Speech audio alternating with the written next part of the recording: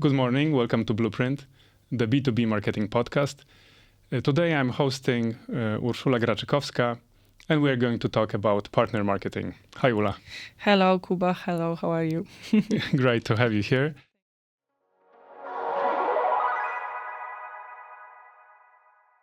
You're responsible for channel-led countries. What is this about? Yeah, channel-led countries in our organization is actually a region that goes 100% through partners to the customer. Actually, I am now changing the role and will be no longer supporting this particular team, but I've been connected to channel marketing from the beginning that I started my work at IT. So I actually started as a partner marketing manager. So with last 7-8 years, I was always working closely to partners. And channel-led region for us means that we focus on our channel and we develop the channel to grow the business, and we grow the business only through channel. Great. I know that you went through some kind of journey. I mean, you started in media, then moved on to tech giants with Dell. Now you're with Fujitsu. I don't want to focus too much on Fujitsu. I want to focus on, let's say, more general knowledge that you could share with the audience. So what is the partner channel about, really? I think it's, a specific part of B2B marketing, because every big tech company right now needs to think about how they address the channel, and it can mean completely different things for different organizations, because for some bigger vendors it is clear that it is like distribution and then different levels of partnerships with different integrators, but it can mean something completely different in different organizations. So this is like a business model? It depends on the business model. It depends on how you actually address the market, but it's something that a normal person, let's say an average customer, never thinks about, because it's something that should not be shown to you. Like you do not seamless, think. Right? Yeah. Any company that sells their products to the even B2C customer, not only B2B, usually they have like the channel behind it. It can be distribution, can be like a franchise network or whatever. Yeah. But for companies who are focusing on B2B and they are addressing companies as their customers, they usually have a quite complex business model behind. And this channel can really mean many different things. But for vendors in IT, it is usually about how you connect your distributors, your value-added distributors, your resellers, and overall how you connect your whole partner ecosystem.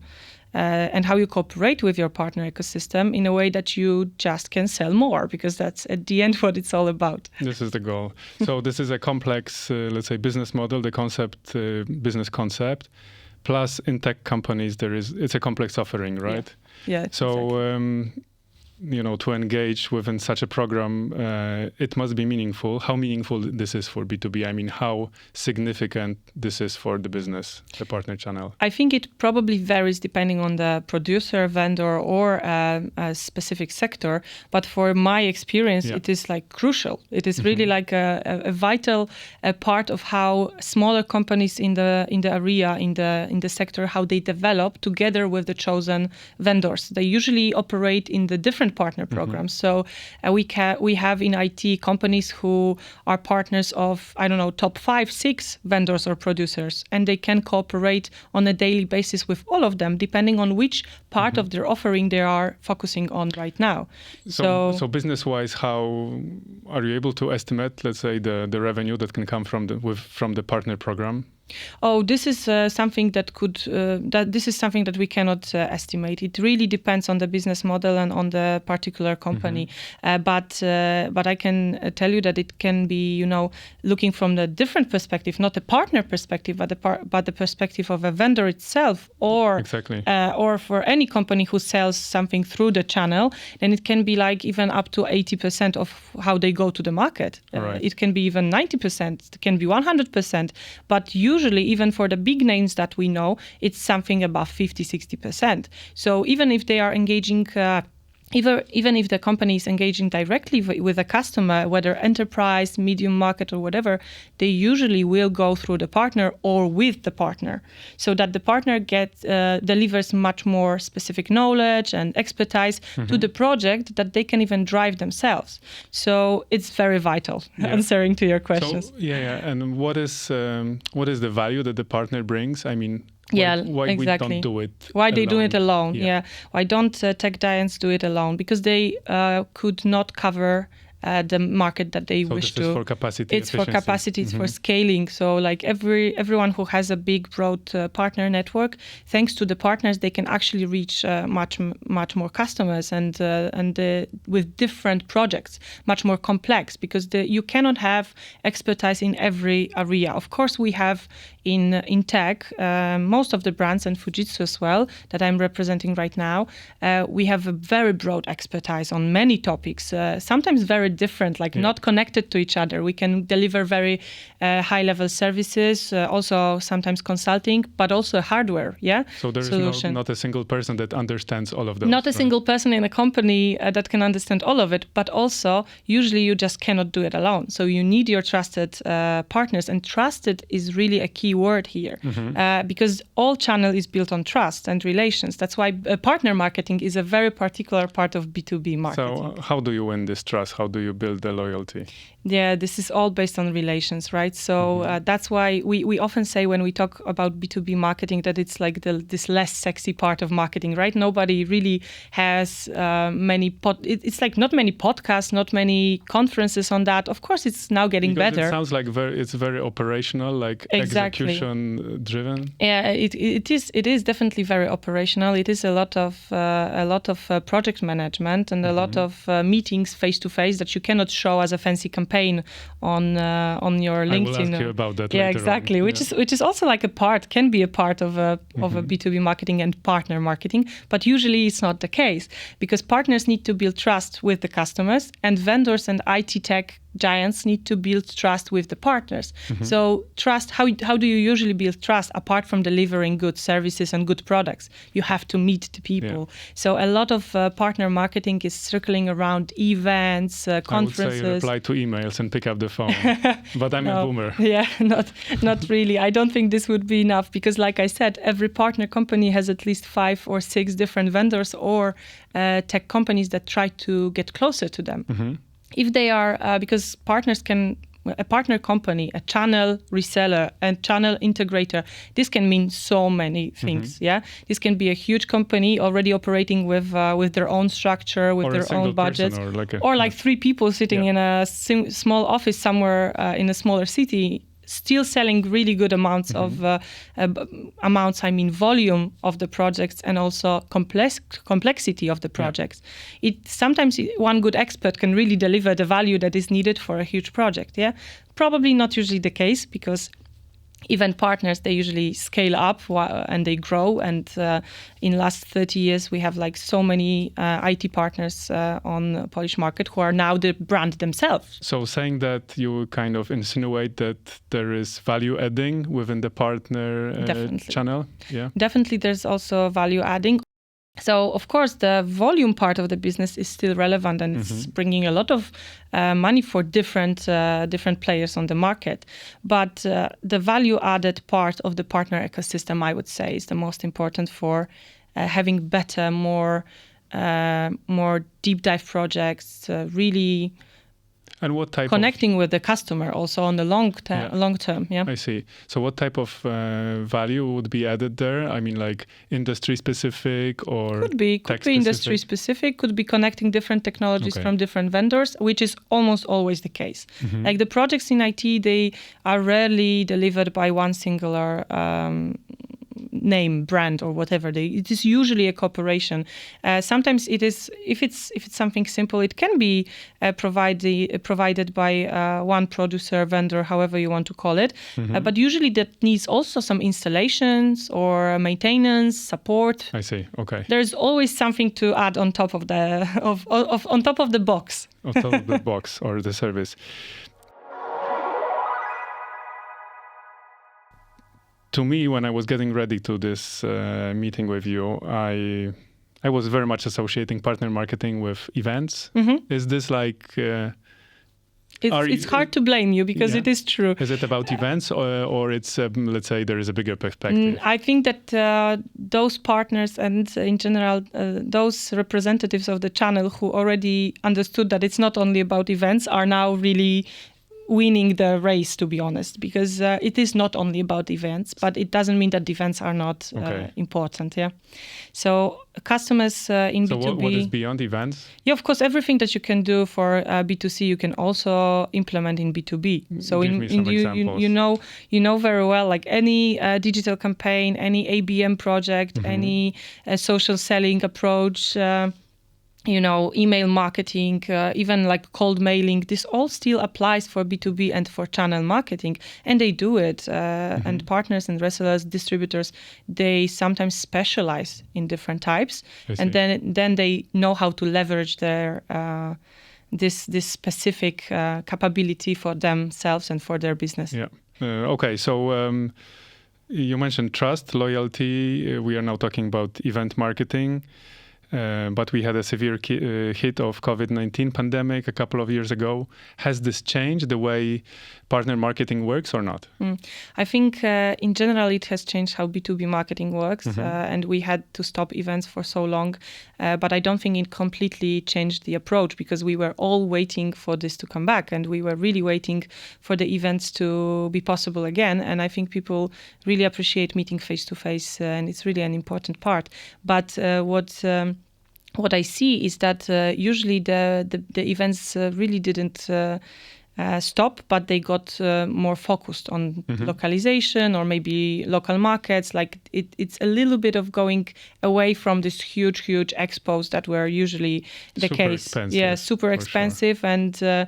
And yes, very, very expensive, right? So sometimes it's now about the quality of the people who you have in the room or over the quantity. And what is the content of such event? I mean, if it's not about exposing the brand in a big room, what are the goals that you have? This can vary very much depending on the brand you are representing. And I think for Fujitsu, we need to focus on being a trusted advisor. So always the content should really focus on delivering added value to the listener, right? That's always the case. That's what you want. Education, but also making sure you connect people. So you can sometimes you want to connect even customers so that they can see what can be done further in their IT development, what they can achieve together. But in general, the goal on this kind of events is to present, of course, the portfolio and present the solutions, but on a level that is not boring to the customer. And that's usually the biggest challenge. Yeah, exactly. This is what I was actually to ask about, because partner marketing to me seems like very educational, factual type of activity. On the other hand, you've got engagement and B2B. I don't know if you can see that, but I observe a great switch towards emotional B2B marketing, or like trying to grab attention, because everyone is kind of burning out. So do you observe or do you apply those tactics of, let's say, more emotional connection, more creative approach? This part, I would say, is built on different areas of the events, right? For example, during like some integrations, like roundtables when you discuss topics, deep dive. But I think that something that we all come back to is storytelling. Yeah. So it's, even if you have a very simple story to tell, you have to know how to tell it in a nice way that would be engaging. So any presentation can be turned into a good story, but it just requires very good skills. Exactly. But you are asking about different partner activities or even partner events, but we need to understand that there are so many levels of how partner marketing is done. Because I'm trying to squeeze everything into 30 minutes. True, but it's very hard to treat it as the same, because when we talk about partner marketing, we talk about how we as a brand address our partners, and this is the one part of a partner marketing, but we also cooperate with partners on how they address the customers together with us. So many levels, and also in between you and the partner, there can be like two different distributors that you can also address in a way to make this all really an ecosystem, not just singular touch points. Yes. Yeah. So this is like continuous liaison. Yes. It's not like one-off deals or. Yes, and it can be very structured depending on the company. All big IT companies have a partner program, and the partner program is at its core of how you cooperate. What is the partner program? I mean, how it's structured? Partner program can be structured in many different ways, but it is usually about the levels that the partner can achieve, and with the level, different possibilities open. Yeah. So for the top level partners, you usually have bigger funding. You usually have more resources for them. You can spend more time with them. But also on the business side, they might have bigger discounts or rebates or even like a percentage already in the deal of how much money they should receive back for the marketing development. And sometimes it is just a part of a contract. Sometimes it's just a matter of how you build a relation. It's not written somewhere, right? So depending on the company, this can look very different, but it is usually a structured approach to our partner management. Great. Okay. So you said before that obviously budgets got cut for events, but if we are to fantasize, you've got $10,000 for an activation. What do you actually do within that money? But who is the target? End customer or partner within Let's the play channel? Storytelling. Tell me a story. Okay. What can you do, marketing What can you do for 10K? That's a simple question. Yes. You can do a lot. Partner marketing. In partner marketing, I think for 10K you can do a lot. And actually our marketing field teams who are working in specific countries, they have to be very creative and they can do a lot for 10K. I can tell you, like 10K can sound as a small budget, and in reality, it is, because when you think about the central projects that can sometimes cost like $500,000 or an event that can cost $1 million easily in Poland as well, it's completely normal rate. When you think about 10K, it doesn't seem much, but you can do a really good training. You can do a really good trip with educational part for the partners. You can do a very good digital campaign. You can do lead generation via email. You can do a decent social selling program to teach your partner employees how to work with your brand on social media, mostly LinkedIn, yes, which is a very popular vehicle right now to address the audience. And a lot can be done for 10K. I'm very generous today. What if we change it to 100,000? Would you focus on having one-off? Still dollars. Still dollars, yeah. We have like one-off activation, or you just spread it across the whole year? I always will say it depends. It depends what are your goals and who are you working with. It is impossible to answer the question with one idea, because you will act completely different with a big distributor. You will act different with an integrator who has a specific knowledge in hands, and all depends on the market. Yeah, I see.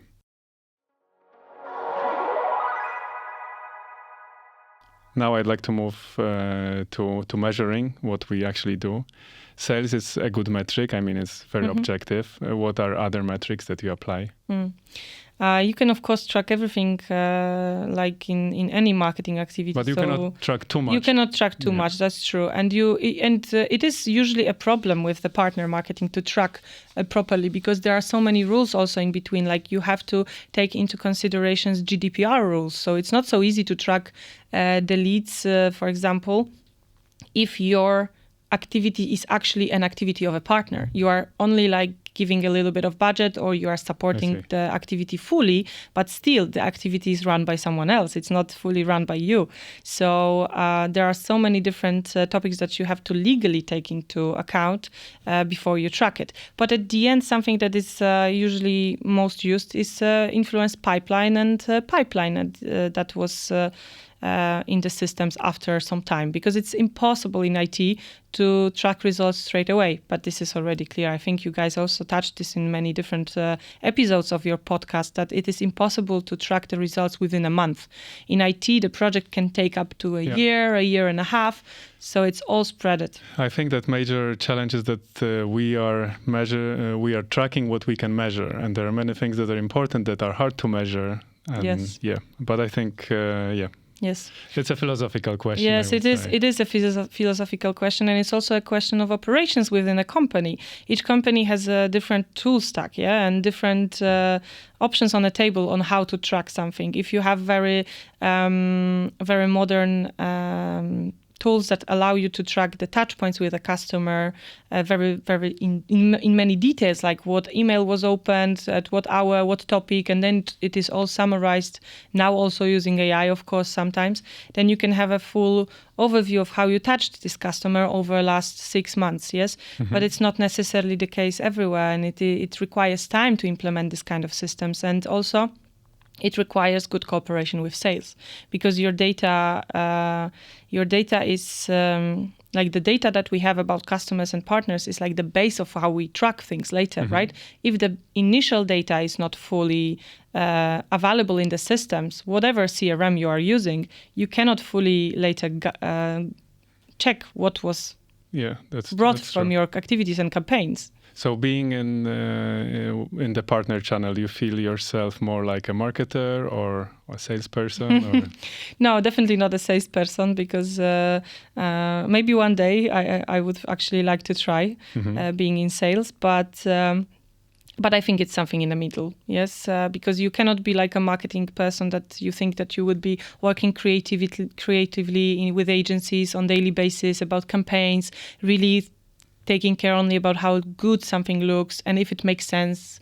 Like, you don't have time for that. Yeah. There are a lot of operations behind, a lot of relationship building, a lot of business development, like, so something connected to sales. But it's not like sales purely, so something in the middle. So how do you actually connect with the sales team? I mean, how do you exchange information so that what you do is actually makes sense? That's actually on you, because in IT teams,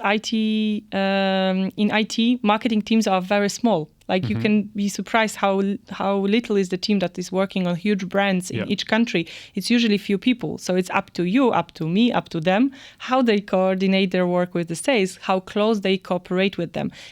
Everyone can create a silos and focus on their own projects. No, I mean, we sit in silos all the time. All the time. But so how do you do it? I mean, you have like weekly statuses? Yes, definitely.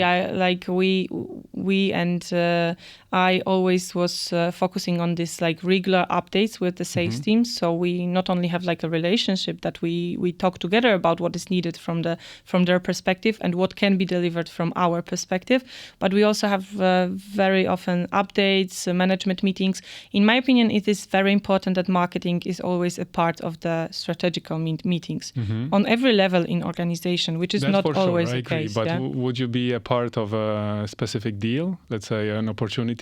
No, only if it requires. No. Usually this is not the case. This would be a level of detail that would be impossible to track. Yes, because there are too many deals, too many projects going on. The pipeline is huge. So you have to focus either on some strategic deals or strategic topics, and you support the topics with the right content, campaigns, events, and so on. You usually do not go to the level of a deal.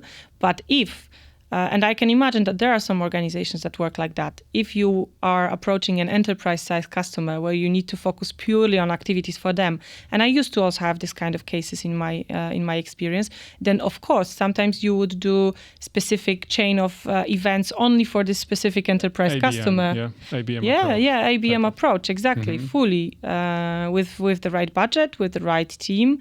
But this is usually the case only if you work for enterprise. For when you are focusing on enterprise customers with your scope of work. For partner marketing, it's usually much broader.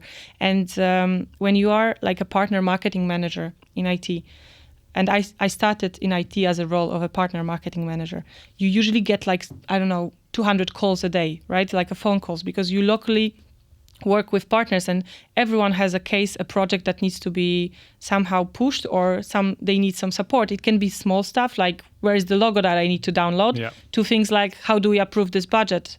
And the budget, and I always say, the amount of work that marketing person has to do for a project for 10K and 200K is exactly the same. Like, the same decisions have to be made. The process behind of approvals of the budget, of claiming, of making sure that you use the right type of a budget, because in IT we usually have a lot of types of the budgets and sources of the budget. Partner budgets and MDFs. So the workload behind the projects is usually the same, whether it's 5K or 50K. So we just need to prioritize, be very cautious. Yes. But it must be also eye-opening when you are when you mentioned those 200 calls every day, I mean, when you hear the market, when you hear the sales team, it really must be great for a It gives you a great perspective and gives you a great overview of what are the real struggles of the market, of the marketing people. And this is something that is, I think, very interesting. Most of the partners, when we think about partners, integrators in the market, when we think about Poland, it is only a few years from now that they started employing marketing. Usually they were so focused on sales and on business development and having the IT tech experts, really technical experts, that they didn't really have resources and time to think how they want to do their marketing. So usually it was like a half part-time job for someone who was already in sales, or someone who really liked these topics, like an assistant, or someone who wanted to develop in this field as well, would take over a part of the job. But it was not like a fully professional approach. Now, within even this short period that I am in IT, I can see how it changed. Like it really, like the bigger companies now have full-blown marketing as well, because they know how important it is, how much value it brings to their brand, and also later how many customers can be approached much easier when you have a proper brand. So we are very hopeful about the future. Yeah, it's changing in a good direction for marketing in general. For the IT marketing, I think when you think about the partner marketing, I think that the companies get more and more professional in this space, and in Poland we have really amazing channel. And why I say we have amazing channel in Poland, because most of these companies have grown in last 30 years, and they had to really develop and change really fast, together with the market changes, together with the new technologies coming to the picture, and they are very lean, agile, and they really can sometimes surprise you with the ideas. And when you are a smaller company and partners are usually smaller than the vendor, not always, but usually, then they can be very creative with what they do. And only in last few years they see how much they can gain. So marketing is, in my opinion, getting B2B marketing and partner marketing is going to get more professional across next years. That's great.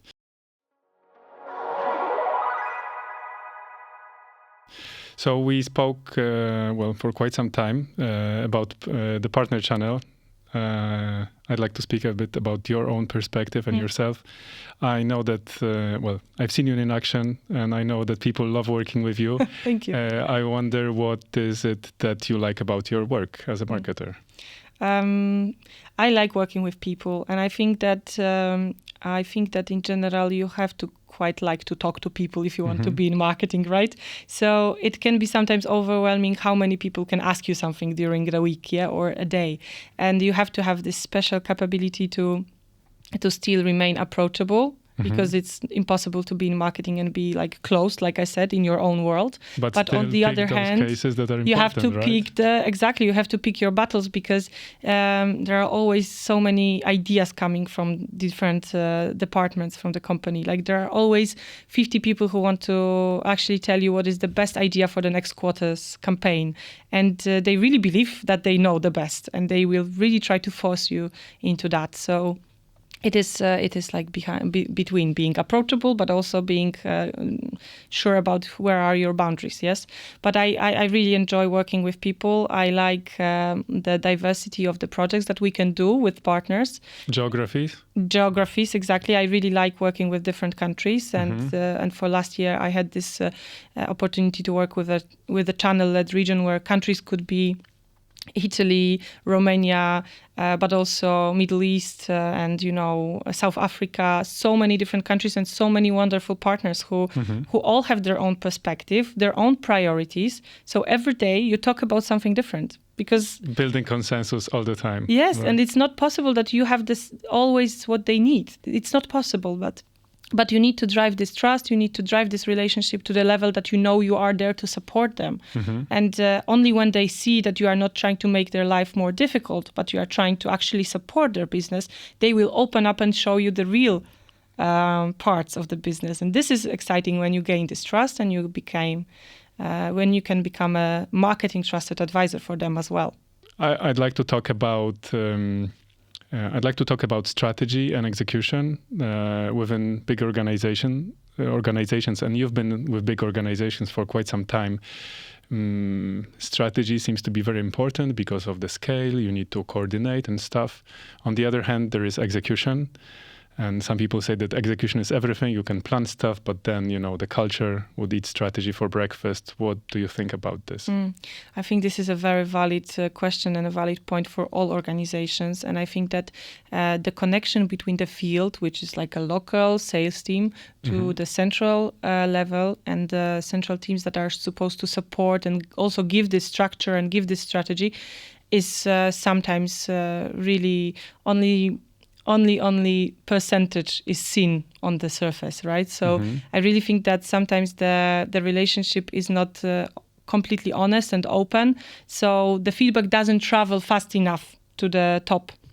So I do agree that execution is very important, but you also have to listen to these field teams to understand what execution is needed. And then you can alter your strategy, you can alter your rules for the overall organization. This is not always the case in big organizations. And then you have, of course, the problem of the culture, because the team might not trust fully the decisions done on the top, yeah? But I think it is really important to drive this open feedback and to understand why the field is doing something against your strategy, which can be the case. Sometimes happens, yes? Yeah. Something is not understandable. But if you allow... Things you wouldn't expect. Yeah, things you wouldn't expect. And the more you talk and the more you understand their perspective, and they know the market, they know the field, they know the customers. So it is really important to listen to the field teams, in my opinion. And I always say that also on daily basis. I talk about that in my work, that we need to understand what field needs. Otherwise, we will just do something for sake of doing something and protect our jobs. Whatever we do on the central level, we need to make sure that it is useful for someone who is later talking to the customer. You have quite some experience in marketing itself, and marketing offers those models, let's say, to build audience personas, customer journey model, ICP. I wonder, how are you still attached to those? Are you using those on a daily basis, or you're more grounded on your intuition or experience? Me personally, I have some strategic points always. In a new role or in a new team, when I do use this kind of vehicles to understand better, and maybe sometimes even working alone on understanding something better, and then I use different methodology. But on daily basis, this is not realistic to use this kind of tools. So for some strategical points of the role, for the team, for some workshops, definitely. But on the daily basis, this is more marketing work in B2B, and in partner marketing is, like you also mentioned, very operational. A lot of things that need to happen on time in order not to ruin the trust, and in order to have something, in order to execute. Yeah. So to have the execution, you have to have the operations in place. And a lot of teams who do not have this obligation, sometimes sales do not even know how much operations needs to be done before the small event happens, because of the compliance rules, because of the approval flows, because of the budget claiming and so on. This can take a lot of time of a marketing person. So yes, I would say that for strategical conversations, I use this kind of models and the customer experience path, and even the typical funnel needs to be taken into account, sales funnel. And I use this kind of things, but on daily basis, I wouldn't say they are the core of the project planning. Okay. So we are talking about B2B marketing, partner channel, and you've been telling me how it evolved over the last couple of years. But if you were to pinpoint the major changes since you started up till today, what really changed? Or it remains more or less the same all the time? No, definitely didn't remain the same, because COVID impacted us all, because we had to get out of our comfort zone. For example, me, I joined a new organization when COVID started, and suddenly the new organization, and me as well, I needed to propose alternatives to some basics like the events and dinners and something like that, where you could network easily. So we all had to learn a lot in last years. So we are, in my opinion, in general, as a group, marketing people, we are in B2B more open to modern tactics and modern tools. And we have to be, because now everyone is, of course, scaring you that AI will take your job. But when I look at how people use AI, I really doubt it. So like someday, yes, I'm sure, but it's not that close in my opinion. And the tools are not so perfect yet. And it's good to leverage them, but and I'm sure this will be a huge change for all of us. We need to learn how to leverage faster tools, because the pace got faster. Everything happens much faster. That's true. And every year it happens faster, you know? So where is the stop point? Is there any limit? Is there any limit? We can drive the projects faster or not. But we need to act very quickly when something is, because the market also changes quickly. And the expectations from the sales, sometimes the priorities also for the companies, they change quicker now than it used to be in like 5 years, 6 years ago, because the competition never sleeps. That was always the case. But now it's so turbulent and so fast. So you mentioned AI as one of the trends. Do you observe any other big trends in B2B marketing? I think that you have to mention social selling, right? I mean, however already like a known topic it is for me, and I internalized it, that it's a part of a B2B marketing. I don't think it's the same level for everyone, so it is definitely a trend. So I think that all the depends on industry as well. Depends on industry, but IT is very fast. IT, yes. IT already understood the power of social selling, and those who know how to use it, they really benefit from it. And by saying those who know, I don't even mean organizations. It's particular people. Yeah. Like it's usually in every organization, it will be 1, 2, 3 people from the team of like 20 people, let's say, who know that they can actually use these tools to get the new business and then get new names, get new customers. Is this something you can learn, or this is more like I think you can learn, but you have to have some kind of a personality type and be open for this, because some people just really don't like this and they don't like social media. And we are still, now there are like 4 or 5 different generations. No, I'm kidding, but like 3 or 4 generations working at the same time. And we have such different approaches to that, even to the way we communicate. And this is something that I am actually interested in. I even had I wrote my master's on managing multi-generational teams. So I had some background in that. To me, it's just a conflict. No? Yeah, it's just a conflict for you, yeah. And it usually is a conflict, yes. Yeah. So it is very, very challenging, because we have now organizations when a project is led by someone who is like 23, but the people who are working in the projects can be 55. They have to communicate together, but they have completely different styles of communication. And something that is natural and easy for someone who has been raised with technology is really like out of comfort zone for someone who is a top manager at this point. Exactly, and not only. It's also about how they consume information, because it's like the formats are so much different. The formats are different, so you have to know your target audience for sure. But how can one organization who employs 3, 4 different generations have the same, even internal communication? Yeah. So now, when you think about it in a perspective of B2B marketing and partner marketing, we are traditional, because usually the people who are now your stakeholders in B2B are not the youngest generations. These people are decision makers in IT, decision makers on client's side. They usually are not, let's say, under 25. I see. So having all those experience that you have, if you were to give one piece of advice to someone that new in B2B marketing, what would it be? To try different things, to try a lot of different perspectives, not to focus at the beginning, not to focus on any particular type of activities. And for example, if somebody wants to be like a marketing person who understands different perspectives, they need to work with different stakeholders on different projects. It cannot be that you are fully only an expert on events, for example, because then you will be an expert on events, but you will not have this strategical overview of how business really works in your sector. Okay. So it doesn't matter if it's IT or any other sector. I think that huge upper hand is for people who can listen to complex stories to complex setups, and they can understand them quickly. So the more you listen to your business heads about the strategy, but then you cross-check them with how really market works and what the market is telling you, the better for you. The more understanding of how it really operates you will have.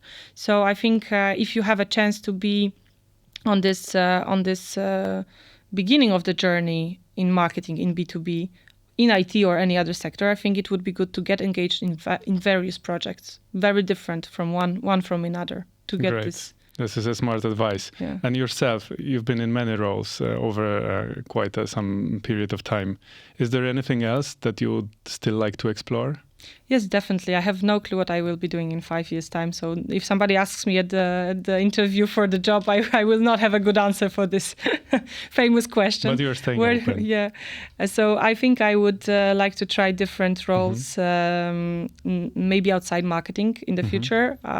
In the longer future, maybe some even like sales or business development. But I am also very attracted to alliance management. So this is something that if somebody doesn't work in a particular sector, they will not even think that this can be an interesting role. But for IT, being like an alliance manager, being someone who is connecting the business partners on a top level, driving synergies between big names, big brands, is something can be really, in my opinion, engaging and exciting. So maybe this way, but I have no clue. Maybe I will open a flower shop or something, because some days I think I should just have a coffee shop with flowers. I wish your dreams come true. Yeah, thank you. Both of them at the same time. Thank you so much, Ula. Thank you, Kuba, for the invitation.